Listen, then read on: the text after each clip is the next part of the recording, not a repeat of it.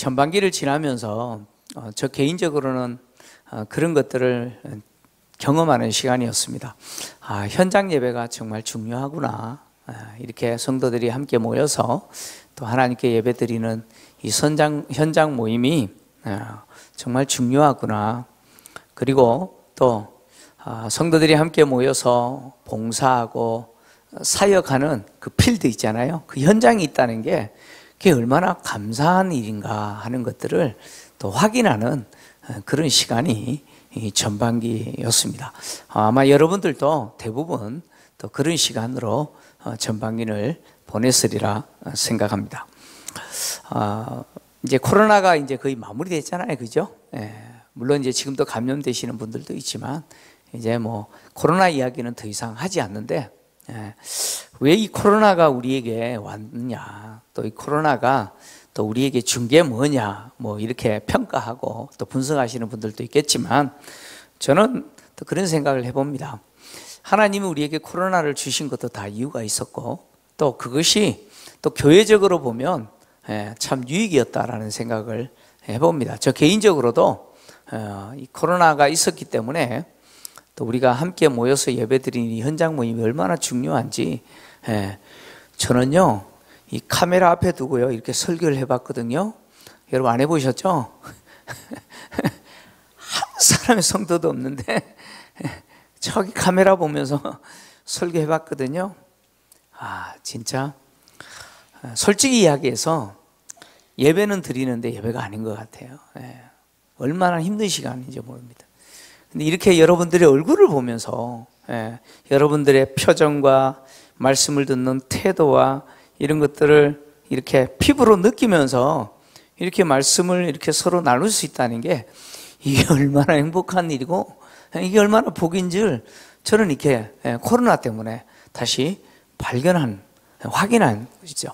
그래서 내가 말씀을 잘 준비해가지고 식은 밥 내놓지 않고 냉장고 열어서 냉동실에 꺼내서 전자레인지에 데펴서 그렇게 내놓지 않고 항상 새로운 밥을 만들어서 성도들에게 먹이고 그리고 그 밥을 또 맛있다고 먹어주는 성도들을 보면서 감사하다. 여러분 그렇잖아요, 그죠? 제가 여러분들에게 주는 밥은 맛이 없잖아요, 그죠? 맛이 없죠? 제가 알아요. 근데 얼마나 맛있게 잘 잡수시는지 제가 너무 우리 성도님들 귀하다. 이런 걸 제가 이제 느끼는 거예요. 때로는 우리가 살다 보면 내가 원하는 일을 만나든 원치 않는 일을 만나든 하나님이 우리의 인생을 이끌어 가실 때 우리는 그렇게 믿죠. 실수하지 않으신다. 하나님이 우리를 이끌어 가실 때 다 이유가 있다. 내가 무엇을 만나든 어떤 것을 경험하든 하나님은 다 이유가 있기 때문에 그 과정을 지나게 하신다라는 것이죠. 오늘 우리가 읽은 본문의 내용도 그런 내용입니다. 이스라엘 백성들이 애굽에서 나온 이후에 이제 홍해를 건넜잖아요. 홍해 사건은 이스라엘 백성들에게 있어서 구원 사건입니다. 홍해를 건너므로 다시는 애굽으로 못 돌아가죠. 또 홍해를 건너므로 말미암아 그렇게 이스라엘 백성들을 추격했던 애굽의 군대도 어떻게 해요? 하나님이 다 수장시켜 버리셨잖아요. 다시는 이스라엘 백성들을 추격하지 못하도록 완전히 절단내 버린 거 아닙니까? 그 홍해를 건너면서 이스라엘 백성들은 그 홍해를 마른 땅을 걷는 같이 건넜고 그렇게 추격했던 애국 군대를 홍해물에 수장시켜 버리시는 그 하나님의 역사, 그리고 자신들에게는 구원의 역사죠. 그것을 경험한 이스라엘 백성들은 미리암을 중심으로 소고를 치고 하나님을 찬양했잖아요, 그죠? 얼마나 감격적이겠습니까, 그죠? 얼마나 감사했고 감격했겠습니까? 그렇게 하나님을 찬양하고 나서 이제 하나님이 모세를 통해서 이스라엘 백성들을 이끌으시는데 수르 광야로 이끌으시는 거예요. 수르 광야로 이끄셨는데 그 수르 광야에 3일 동안 이동을 했어요. 사흘 길을 이동했어요. 근데 물을 얻지 못했어요. 여러분, 광야에서 물이 없으면 힘들잖아요, 그죠? 그 뜨거운 광야에서 물이 없어요. 사흘 길을 갔는데 물이 없어요. 그래서 한 곳에 도착했는데 와, 물이 있어요. 그래서 마셨는데 도저히 마실 수가 없어요. 물이 써서 마실 수가 없어요. 그래서 이스라엘 백성들이 뭐예요? 모세를 원망하잖아요. 원망해요. 사실 이스라엘 백성들은 애굽에서 나와서 할렐루야 하면서 나왔다가 홍해 앞에 진치고 있다가 애굽 군대가 추격하는 모습 보고 모세를 향해서 원망했잖아요, 그죠? 애굽에 매장지가 없어가지고 우리를 이끌어서 이곳에 죽게 했느냐고, 얼마나 원망했습니까? 그랬더니 이스라엘 백성들 홍해 사건을 통해서 하나님 행하시는 놀라운 그 구원의 사건을 경험하고 나서 하나님 또 찬양했다가 사흘길 광야길을 이동했는데 물이 없다고, 또 물을 만났는데 마실 수 없다고 모세를 원망해요. 이 사람들이 감격하면서 하나님을 찬송했을 때가 언제입니까? 얼마 전이에요? 며칠 전이에요? 물론 뭐 학자들 중에는 이 사흘이라는 것을 문자적으로 보면 안 된다 이렇게 말하는 분들도 있는데, 어쨌든 사흘 전이었어요. 사흘 전에 그렇게 감격하면서 뭐 하나님 찬양하고 막 그랬던 이 사람들이 사흘 만에 싹 바뀌었어요. 모세를 향해서 물이 없다고 막 원망합니다. 그래서 어떤 분은 그래요. 은혜의 유효기간은 3일이다. 은혜의 유효기간은 며칠이라고요? 3일이래요. 3일이래요. 3일 지나면 은혜는 끝난다는 거예요. 원망과 불평과 이런 것들이 막 나온다는 거예요. 은혜의 유효기간이 3일이라고 하는 것은 내가 은혜를 받았다고 좋아하고 기뻐하고 또 그렇게 하지만 그 사람을 둘러싸고 있는 환경은 조만간 바뀐다는 거죠. 그 은혜를 그냥 왕창 쏟아버릴 환경이 금방 다가온다는 거예요. 그래서 은혜를 쏟아버린다는 거죠. 지금 이스라엘 백성들이 은혜를 다 어떻게 해버렸어요? 지금 다 쏟아버린 거예요, 그죠? 그럼 우리도 마찬가지예요. 이런 걸 자주 경험하잖아요. 금요 기도에 오셔가지고 막 눈물 흘리면서 외치고 기도하고 하나님 주신 은혜를 받아서 집에 갔더니 난리 났어요. 난리 났어. 뭐 그런 경우 많잖아요, 그죠? 그냥 은혜 다 쏟아버리는 경우들이 얼마나 많습니까? 그러니까 은혜를 3일 동안 유지한다는 건 대단한 사람이에요, 그죠? 사실은 솔직히 이야기해서 은혜를 내가 3일을 유지한다, 이거 대단한 사람이에요. 그래서 우리 지혜로운 우리 신앙의 선배들은요, 외국 교회가 하지 않는 것을 한국 교회에 만들었잖아요. 그게 뭐예요? 3일 밤 수요 예배 만들었어요. 왜? 은혜 유효기간이 3일이니까 3일 지나면 은혜 또 받아야 돼요. 그래서 수요 예배도 만들고, 또요 금요 우리 성령 집회 하듯이 금요 기도회도 만들고요. 그리고 또 아예 매일매일 은혜 받아야 된다. 이 사람은 3일이 아니라 매일 은혜의 유효기간이, 어떤 사람은 하루밖에 안 돼. 그래서 매일 은혜 받아야 된다고 새벽 기도도 만들고, 그죠?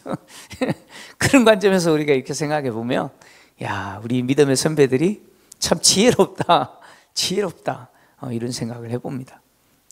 어쨌든 이스라엘 백성들이 3일 만에 물이 써서 마실 수 없다라고 모세를 원망합니다. 그러자 모세가 하나님께 부르짖죠. 이 부르짖다는 것은 간절하게 기도했다는 거예요. 얼마나 간절하게 기도했는지 모릅니다. 그렇게 기도했더니 하나님 모세에게 한 나무를 지시하시고 던지라. 그래서 그 나무를 던졌더니 물이 달게 됐다라고 이야기합니다. 그래서 어떤 학자는요, 그 나무에 있는 어떤 성분이 그 물을 달게 했다, 뭐 이렇게 해석하는 분도 있는데, 아니에요. 굳이 그렇게 해석할 필요 없어요.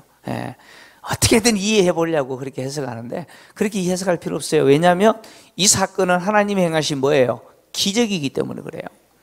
그러니까 하나님이 모세를 통해서 한 나뭇가지를 던지게 하심으로 그 쓴 물을 마실 수 있는 물로 바꿔주셨다는 거예요.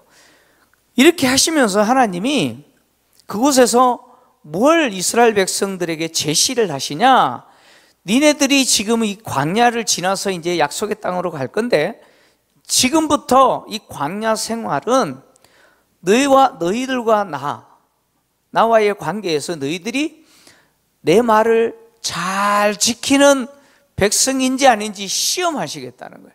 그래서 하나님이 이곳에서 법도와 또 율례를 제정하시고 이스라엘 백성들을 시험하시겠다라고 말씀을 하셔요. 이 법도라고 하는 말이 히브리어 호크라고 하는 단어인데, 이 단어는 무슨 뜻이냐면 규정, 법정 이런 뜻입니다. 규정, 법정 또는 법령 이런 뜻이에요. 그리고 또 율례라고 하는 말은 미스파트라는 말인데, 이 말은 심판, 재판 또는 공의 이런 뜻이기도 합니다.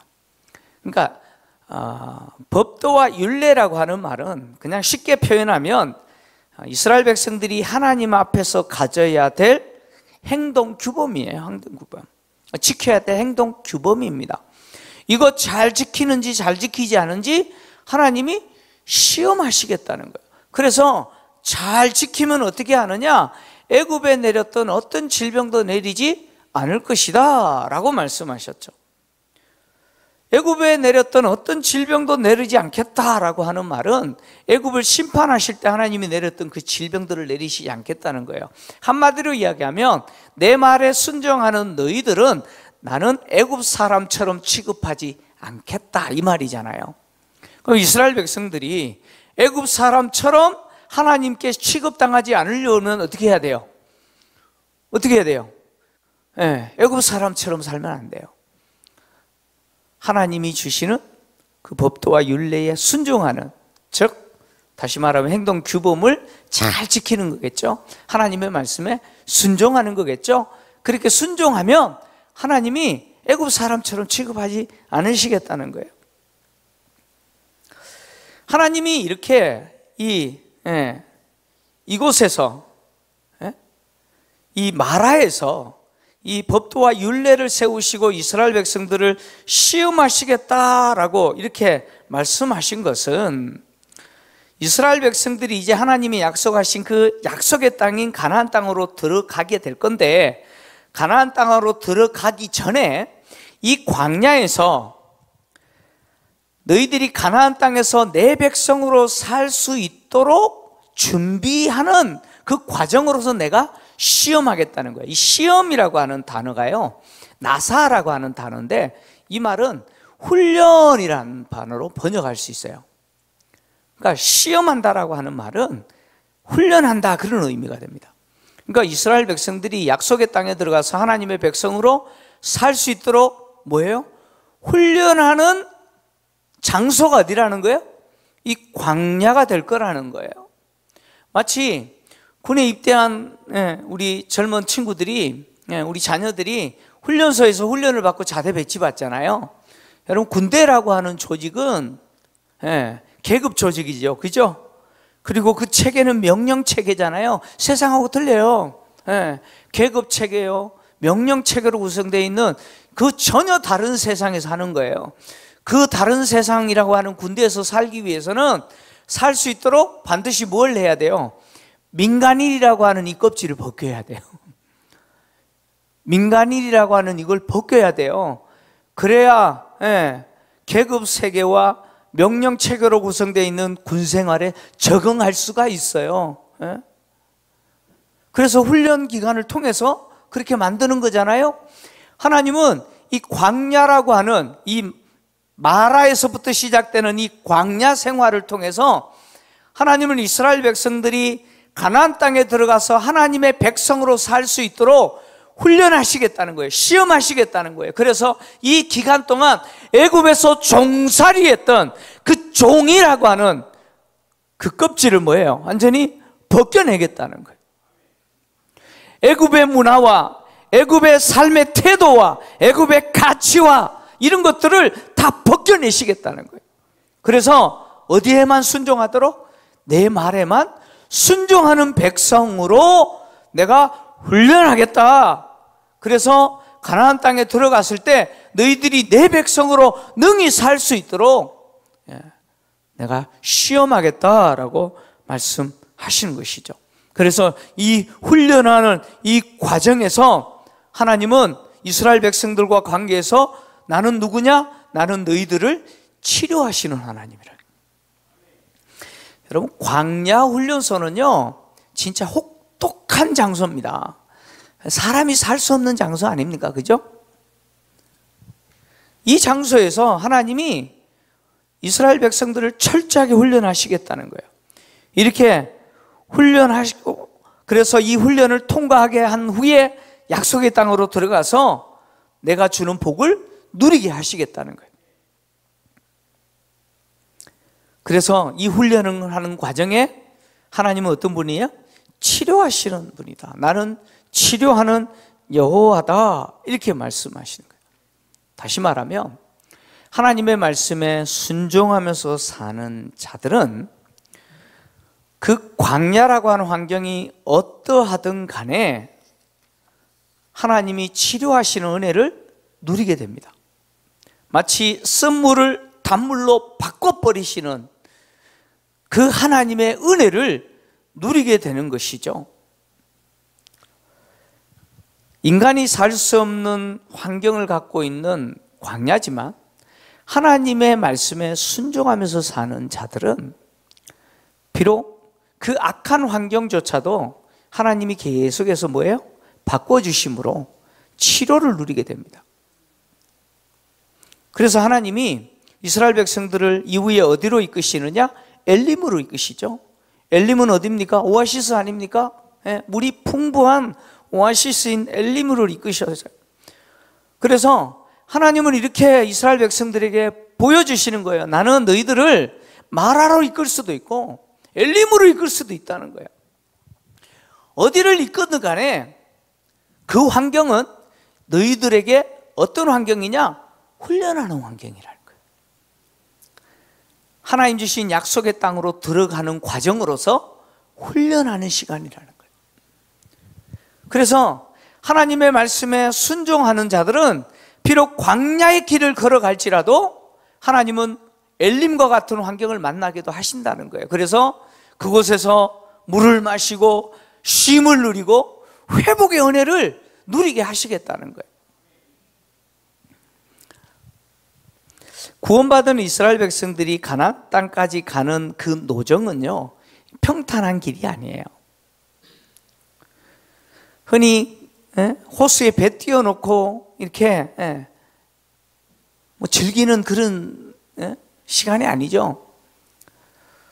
경치 좋은 곳 찾아가서 관람하는 그런 유람 생활이 아니에요. 유람 생활이 아니에요. 사람이 살 수 없는 메마르고 척박한 그 길을 걸어가야 돼요. 그러나 치료하시는 하나님이시기에 그 길을 걸어가지만 순종하는 백성들에게는 하나님이 뭘 주세요? 하늘의 양식을 주시잖아요. 하늘의 양식으로 먹이시고 반석에 물을 내셔서 그 목마름을 치게 하시고 쉼을 얻게 하시고 치료를 얻게 하시잖아요. 구원받은 이 시대의 성도들 역시 하나님이 우리에게 약속하신 그 하나님의 나라로 완전히 들어가기까지 광야라고 하는 이 세상을 지나가야 됩니다. 근데 우리가 지나가는 이 광야라고 하는 세상 역시 만만하지가 않아요. 호락호락하지가 않아요. 그래서 주님을 따르는 제자들이 걸어가는 이 세상의 길을 좁은 길이라고 표현하셨잖아요. 좁고 협착하다. 그래서 많은 사람이 찾지 않는다라고 말씀하셨어요. 위험한 길이라는 거예요. 그런 길을 우리는 지나가야 돼요. 지나가야 되는데 이런 길을 지나갈 때 우리가 해야 될 매우 중요한 게 뭐냐? 하나님을 신뢰하는 거예요. 이 광야 길을 지나갈 때 이스라엘 백성들이 누구를 신뢰해야 돼요? 하나님을 신뢰해야 돼요. 마라와 같은 장소를 만날 수도 있고 엘림과 같은 장소를 만날 수 있어요. 어떤 환경을 만나든 간에 중요한 것은 하나님을 신뢰해야 된다는 것이죠. 하나님은 나라와 하여금 천국 백성으로, 하나님 나라 백성으로 그곳에서 하나님 주시는 안식과 쉼과 영원한 생명을 누리게 하시기 위해서 이 땅을 지나면서 하나님의 백성답게 만드시죠. 그래서 성도들의 세상에서의 삶은 바로 하나님의 백성으로 살 수 있는 자격을 갖게 하는 훈련의 기간이라는 거예요. 그래서 땅에 세워진 교회를 훈련소, 영적 훈련소라고 말하는 이유가 바로 이것이죠. 세상은 나로 하여금 하나님 나라 백성으로 살도록 만들어주는 훈련의 장소입니다. 이 훈련의 장소를 걸어가는 우리에게 필요한 것은 뭐냐? 바로 하나님을 신뢰하는 것이죠. 때로는 내가 원하는 환경을 만날 수 있어요. 내가 기대했던 그런 환경 만날 수도 있어요.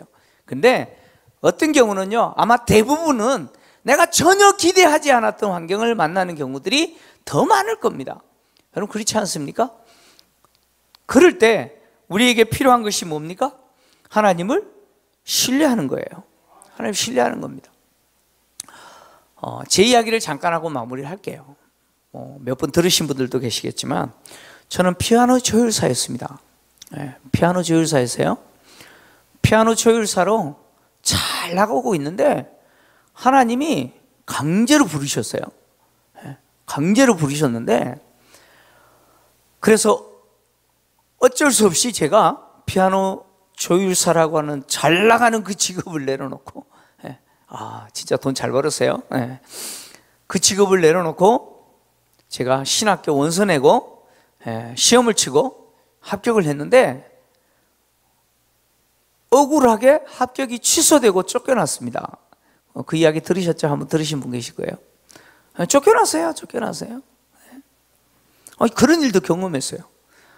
그때는 제가 하나님 얼마나 원망했는지 모릅니다. 아니 깡패도 신학교 간다면 그래 잘했다 그럴 판인데 아니 부르신 분은 하나님 아니에요, 그죠? 그래서 신학교 간 거 아니에요. 근데 다 합격시켜 놓고는 또 합격 취소시켜 가지고 그 학교 못 다니게 만드세요. 사실 저는 신학교 안 가려고 하나님과 실험했던 사람이에요. 하나님 나를 부르시는데요, 저는요 돈 잘 버는 장로가 꿈이었어요. 제 꿈이 장로님이었어요. 돈 잘 버는 장로가 꿈이었어요. 근데 하나님이 부르시는데 제가 얼마나 완강하게 거부했는지 몰라요. 근데 어떻게 하나님을 이길 수 있겠어요, 그죠? 하나님을 이기는 인간이 없잖아요. 항복했어요. 그래서 신학교 갔는데 그냥 다니지 못하도록 쫓아내버리신 거예요. 그때 정말 하나님 원망 많이 했습니다. 뭐 이스라엘 백성들만 원망한 게 아니고요. 부를 때는 언제고 지금 뭐 하는 짓입니까? 그러면서 막 원망했어요. 그러나 지금 돌아보면요, 다 이유가 있었어요. 그 이유가 뭐냐면 제가 신학교 다닐 준비가 안 돼 있었어요. 전혀 안 돼 있었어요.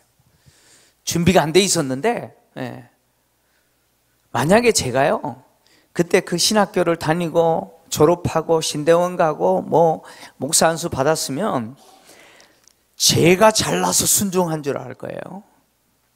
제가 잘나서 순종하고요, 아주 교만한 목사 됐을 거예요. 내가 목사 된 게 내가 잘나서 됐다고 생각했을 거예요. 근데 그게 아니었어요. 하나님 제가 목사 될 때까지요 얼마나 강하게 훈련시켰는지, 흔히 그렇잖아요. 산전수전, 공중전, 해전, 저는 수중전까지 다 하고 있어요. 얼마나 강하게 훈련시키는지 남들은 하지 않던 마라톤까지 시켰어요. 마라톤까지 시켰어요. 제가 목사 안수 받고 이제 한 교회를 지원해서 이제 부목사 생활을 하는데요, 담임 목사님이 뭐 족구도 좋아하시는데 마라톤을 얼마나 좋아하시는지 중학교 때까지 마라톤 선수였어요. 그래가지고요 부교육자들 이유 없어요. 화요일 날 오후 4시부터 마라톤 뛰어요. 금요일 날 오후 4시부터 마라톤 뛰어요. 토요일 날 오전에 족구하고요, 월요일 날 오전에 무조건 족구해야 돼요. 마라톤을 뛰는데 우리 부교육자들끼리 그 점심 먹고 오기 뛰잖아요. 여름 되면 되게 뜨거운 동네거든요. 그 동네가 계란도 익는 동네예요. 디귿으로 시작하는 그 동네. 그 여름 되면요, 오후 되면은 너무너무 더워요. 근데 뛰어요. 몇 킬로요? 10킬로. 이유가 없습니다. 무조건 뛰어야 돼요. 그냥 부교육자들이 뛰면서 이 미친 짓 왜 하고 있냐 우리가 그러면서 막 그랬어요. 그런데도 어떻게 해요? 뭐 해야지 뭐. 근데 여러분, 제가 마라톤 풀코스 3번 뛰었잖아요. 아마추어들에게 있어서는 꿈의 기록을 갖고 있어요. 3시간 46분 05초. 제가 마라톤을 한 것이 제 목회에 있어서 전혀 도움이 되지 않는 게 아니에요. 얼마나 도움이 되는지 몰라요. 아마 저희 교회 부교육자들 제 체력 못 따라올 거예요. 50대 중반을 넘은 저의 체력을 우리 부교육자들 못 따라옵니다. 왜요? 지금도요, 제가 모래주머니 1kg짜리 발목에 메고 다닐 수 있어요. 그거 메고 족구할 수 있어요. 그렇게 체질이 되어버렸어요. 그렇게. 그래서 지금 이 체력을 갖고 목회하는 거예요. 안 그랬으면 제가요, 아마 골골골골 했을 거예요. 아마 주일 강단을 수시도 없이 비웠을 거예요. 아마 맨날 아파가지고. 하나님이요, 나로 하여금 다 이 자리에 올 때까지 준비하게 하신 거예요. 지독하게 훈련시키셨어요. 아주 악한 사람 만나게 해가지고요, 진짜 하나님 정말 때려치우고 싶어요. 진짜 내가 목사가 아니면 그냥 할 건데 이게 지금 뭡니까 그러면서. 아유, 그런 적도 많아요. 정말 많아요. 근데 그 모든 것들이 뭐가 되게 만들어요? 이 사역을 할 수 있도록 뭐예요? 준비하는 과정이셨어요. 준비하는 과정이셨어요. 제가 지금까지 여기까지 오면서 나를 이끄시고 훈련시키셨던 그 하나님을 통해서 배운 게 딱 한 가지 있어요. 딱 한 가지 있어요. 그게 뭐냐면 하나님을 신뢰하는 거예요. 신뢰하는 거예요. 어떤 환경을 만나든 누구를 만나든 하나님 다 이유가 있더라고요. 다 이유가 있어요. 그래서 아마 여러분들이 저를 좀 보면 어떤 분들은 정말 답답해 하시는 분들이 있을 거예요. 야, 목사님 진짜 답답하다. 막 팍팍팍팍 했으면 좋겠는데 뭐 안 하시는 것 같아요. 그죠? 안 그러신가요? 저는 절대 제가 앞서지 않습니다. 왜냐하면 경험했기 때문에 그래요. 하나님이 그걸 뼈저리게 경험하게 하셨어요. 제가 앞서니까요, 대형 사고 쳐요. 제가 앞서니까 대형 사고 치더라니까요. 그래서 이 모든 과정을 통해서 하나님을 신뢰하는 법을 배웠어요. 내가 앞서지 말고 하나님이 하실 때까지 기다려라. 이게 제가 배운 거예요. 여러분, 저를 보면서 답답해하지 마십시오. 목사님이 안 움직이시면 그렇게 생각하시면 돼요. 하나님이 기다리게 하시는구나. 하나님의 때를 기다리는구나. 여러분, 그렇게 생각하시면 돼요. 저는 그걸 배웠어요. 왜냐? 내가 기다리면 누가 하세요? 하나님이 하십니다. 하나님이 하시면요, 제가 하는 것보다요 훨씬 잘해요. 제가 앞서면요 사고 치고요, 엉망이 되는데 하나님이 앞서면요 돼요. 안 되던 일도요 돼요. 그래서 저는 기다려요. 제가 기다리는 것은 제가 지금까지 하나님과 관계에서 저를 훈련시키신 그분을 제가 알았기 때문이죠. 그분을 신뢰할 때, 그분을 의지할 때, 저 개인뿐만 아니에요. 오늘 이 밤에 이 말씀을 듣는 여러분도 마찬가지예요. 하나님을 신뢰할 때 전반기도 이끌어 주신 그 하나님이 후반기도요 이끌어 가시는 거예요. 하나님 반드시 여러분들의 인생을 책임져 주실 거예요. 무슨 일을 만나든 어떤 일을 만나든 여러분 원망하려고 하지 마시고 그것을 통해서 하나님 주시는 은혜가 뭔지를 보십시오. 이스라엘 백성들이 그 광야에서 불편한 시간들을 보냈지만 그 광야 시간은 하나님을 배우는 시간이고 하나님이 베풀어 주시는 그 놀라운 은혜를 누리는 시간 아니었습니까? 마찬가지입니다. 전반기를 은혜 가운데 보내게 하신 하나님께 감사하고 이제 후반기를 시작하면서 하나님 더 하나님을 신뢰하겠습니다.